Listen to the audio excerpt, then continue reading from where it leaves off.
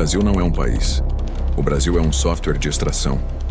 E se você sente que não importa o quanto trabalhe, nunca sai do lugar. É porque o código foi escrito exatamente para isso.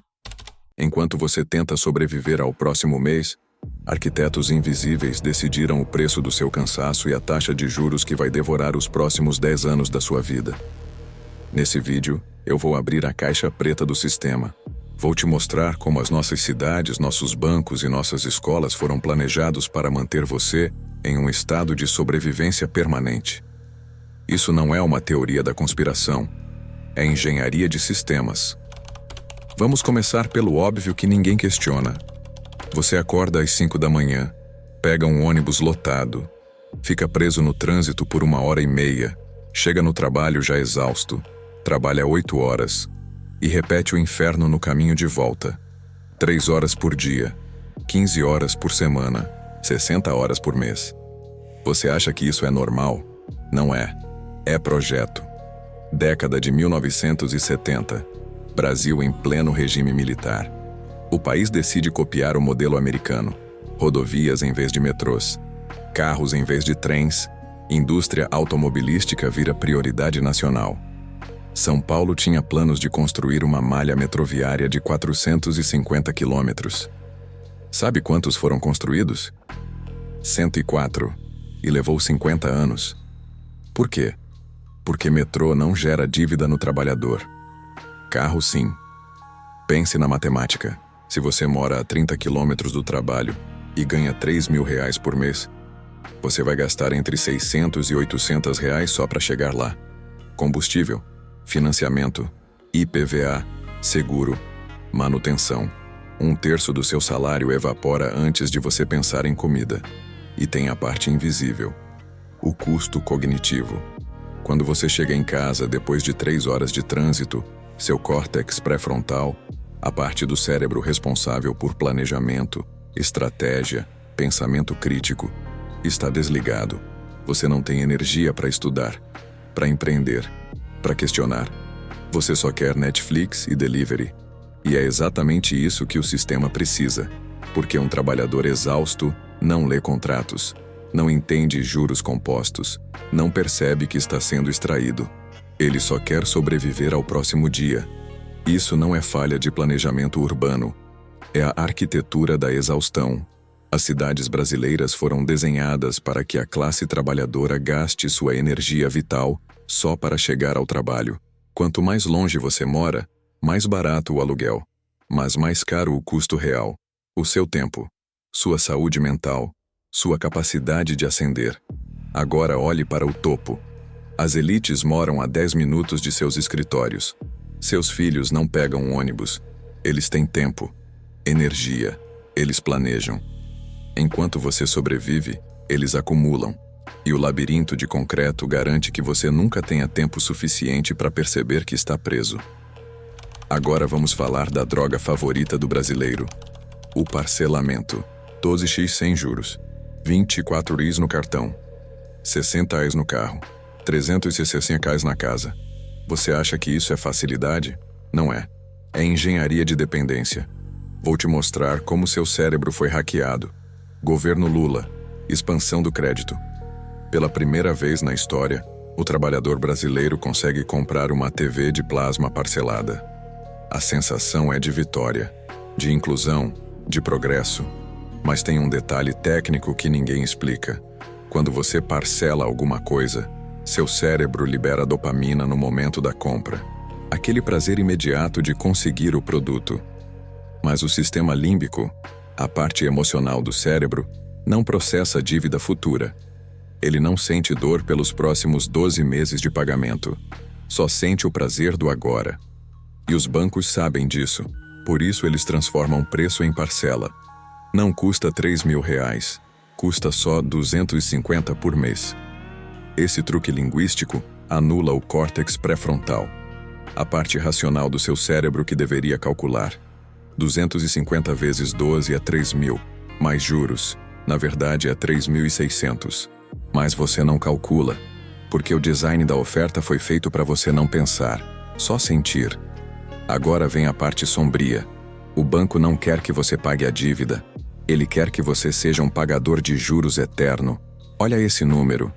Taxa média de juros do rotativo no Brasil? 430% ao ano. 430%. Se você atrasa o cartão uma vez, entra no rotativo. E aí você nunca mais sai. Você paga, paga, paga. Mas o saldo não desce. Porque você está pagando juros sobre juros sobre juros. Isso se chama capitalização composta. E é a arma mais letal do sistema financeiro. Faz as contas. Uma dívida de R$ 5.000 no rotativo, em 12 meses, vira 26 mil. Em 24 meses, 138 mil. E você continua pagando aqueles 250 por mês, achando que está honrando o compromisso. Não tá. Tá alimentando a máquina. E o sistema educacional nunca te ensinou isso. Por quê? Porque matemática financeira não é matéria obrigatória no ensino médio. Você aprende Bhaskara, mas não aprende juros compostos. Você aprende história do Império Romano, mas não aprende como funciona o Serasa. Isso não é falha pedagógica. É design curricular. O sistema precisa de operários que saibam obedecer, mas que não entendam como estão sendo extraídos. E o resultado? 70% das famílias brasileiras estão endividadas, não porque são irresponsáveis, mas porque o crédito foi desenhado para funcionar como linha de pesca. Você morde a isca do parcelamento e o anzol entra fundo. Quanto mais você tenta sair, mais preso fica. E enquanto você se debate, os juros continuam correndo. E os bancos continuam lucrando. E você continua pagando. Isso não é capitalismo, é feudalismo financeiro. E você não é o cliente, você é a safra. Vamos abrir outro arquivo, a escola. Você passou 12 anos sentado numa cadeira, copiando do quadro, decorando fórmulas, fazendo prova. E no final te deram um diploma e disseram: agora você está pronto para o mercado de trabalho. Mas ninguém te ensinou a abrir uma empresa. Ninguém te ensinou a declarar imposto de renda.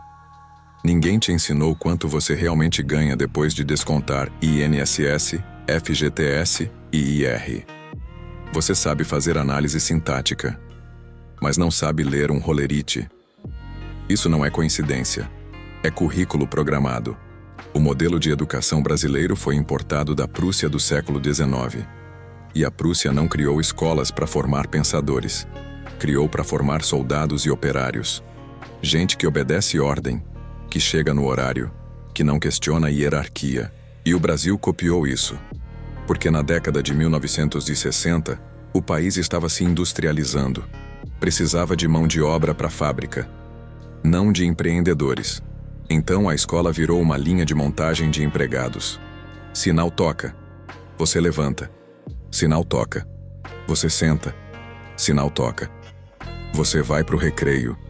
Tudo cronometrado, tudo condicionado, igual uma fábrica. E isso molda seu cérebro. Você aprende desde criança que a autoridade não se questiona, que obediência é virtude, que a resposta certa já existe, você só precisa decorar. Mas o mundo real não funciona assim. No mundo real, não existe resposta certa. Existe tentativa, erro e adaptação. Mas a escola te pune pelo erro, te dá nota baixa, te reprova, te condiciona a ter medo de arriscar. E aí você vira adulto e continua esperando alguém te dar a resposta certa, alguém te dizer o que fazer, alguém te dar segurança. Por isso você aceita o emprego que paga mal, porque pelo menos é seguro. Por isso você não empreende, porque e se der errado? Por isso você não questiona o sistema, porque foi treinado a não questionar. Agora pensa comigo. Por que matemática financeira não é obrigatória no ensino médio? Por que você não aprende a calcular juros, a ler um contrato, a entender inflação? Porque o sistema não quer que você entenda. Um trabalhador que entende juros compostos não pega empréstimo consignado a 3% ao mês. Um trabalhador que entende inflação não deixa dinheiro parado na poupança. Um trabalhador que entende impostos percebe que paga 40% de tudo que ganha sem receber nada em troca. E aí, ele fica perigoso. Porque conhecimento é o único ativo que não pode ser taxado. Não pode ser inflacionado. Não pode ser confiscado. E o sistema sabe disso. Então a escola te ensina tudo, menos o que você realmente precisa. Te ensina a decorar, não a pensar. Te ensina a obedecer, não a liderar. Te ensina a ser empregado, não a ser soberano. E quando você sai da escola já está perfeitamente condicionado. Você vai procurar emprego, vai aceitar o salário que oferecem, vai parcelar a vida no cartão, vai passar 3 horas no trânsito e vai achar que isso é normal. Mas não é normal.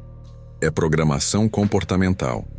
E a primeira regra para sair da cela é perceber que você está em uma. Agora vamos entrar no cofre. A engenharia mais silenciosa, a mais brutal, a mais invisível. A inflação. Você acha que inflação é o preço das coisas subindo? Não é. Inflação é transferência de riqueza, do trabalhador para o topo, sem assalto, sem violência, sem que você perceba. Vou te mostrar como funciona. Imagine que você tem R$ 1.000 guardados embaixo do colchão. Inflação do ano, 10%. No ano seguinte, aqueles R$ 1.000 continuam sendo R$ 1.000.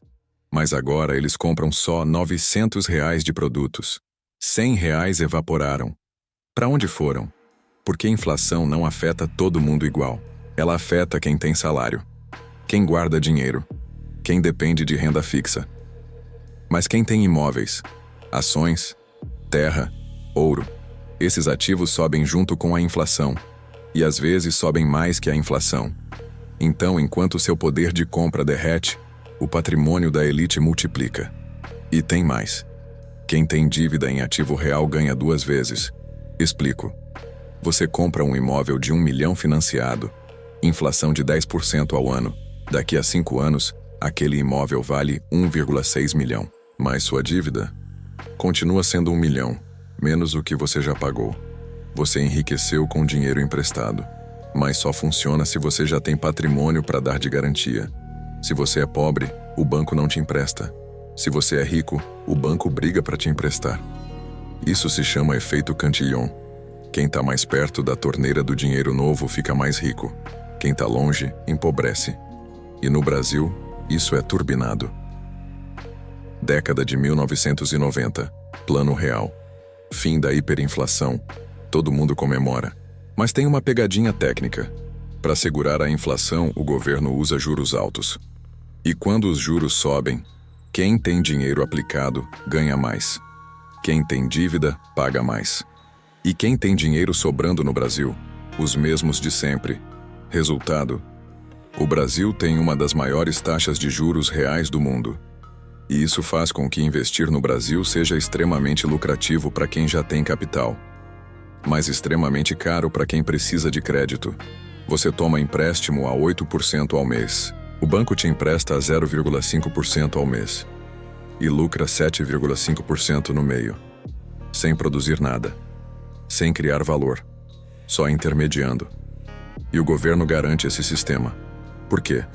Porque a elite financeira financia campanhas políticas. E políticos não mordem a mão que os alimenta. Isso não é corrupção no sentido tradicional. É design institucional. As regras do jogo foram escritas por quem já estava ganhando, e elas garantem que quem já tem, acumule. E quem não tem, pague a conta. E o trabalhador médio nunca entende isso, porque ninguém ensina. Porque a linguagem é técnica. Spread bancário, taxa Selic, índice de Gini. Tudo parece coisa de economista, mas não é. É o manual de operação da máquina de extração. E se você não sabe ler o manual, você é a engrenagem.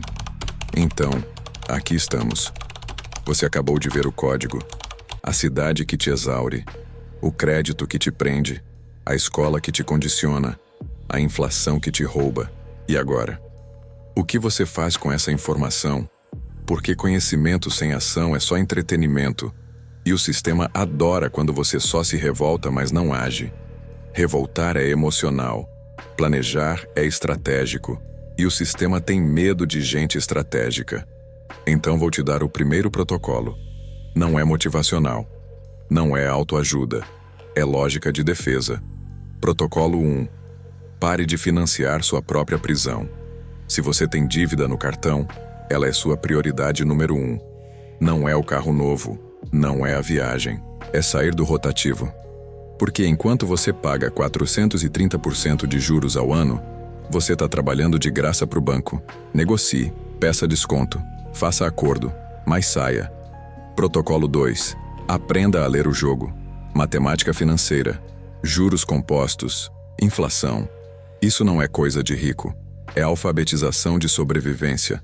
Você não precisa virar investidor. Você precisa parar de ser presa fácil. 30 minutos por semana estudando finanças vale mais que qualquer curso de inglês. Protocolo 3. Reduza o custo da sua existência. Não no sentido de viver mal, mas no sentido de parar de alimentar o sistema. Você precisa morar a 2 horas do trabalho? Ou pode mudar de emprego, dividir AP, trabalhar remoto. Cada hora que você não gasta no trânsito é uma hora que você pode usar para construir ativos. Tempo é o único recurso não renovável. Protocolo 4. Construa um escudo anti-inflação. Dinheiro parado perde valor. Então você não guarda dinheiro. Você converte dinheiro em conhecimento, em habilidades, em ativos que crescem com a inflação. Não precisa ser Bitcoin. Pode ser um curso, uma certificação, uma ferramenta, qualquer coisa que agregue valor ao seu trabalho e te diferencie da massa. Protocolo 5. Não jogue o jogo deles. O sistema quer que você compita por emprego, por salário, por promoção. Mas quanto mais você joga esse jogo, mais preso fica. A verdadeira fuga é sair do tabuleiro, empreender, freelancer, criar, vender habilidade, não tempo, porque enquanto você vende hora, seu potencial tem teto. Quando você vende resultado, o teto desaparece. E eu sei o que você está pensando. Mas eu não tenho capital, não tenho rede de contatos, não tenho tempo. Eu sei, porque o sistema foi desenhado exatamente para você não ter essas coisas. Mas a verdade é essa. Eles lucram com a sua ignorância. E a única arma que você tem contra isso é conhecimento. Não conhecimento decorado. Conhecimento aplicado. O sistema não vai te libertar. Ele foi construído para te manter preso. A única saída é você reescrever o seu próprio código. Então decide. Hoje. Agora. Você vai continuar sendo parte do código? Ou vai aprender a reescrevê-lo? O protocolo de fuga completo, com as estratégias técnicas que eu não posso detalhar aqui, está no primeiro link da descrição. Não é mágica. É método. E se você chegou até aqui, você já deu o primeiro passo. Você parou de aceitar e começou a enxergar. Bem-vindo ao arquivo. O arquivo nunca fecha. Até o próximo protocolo.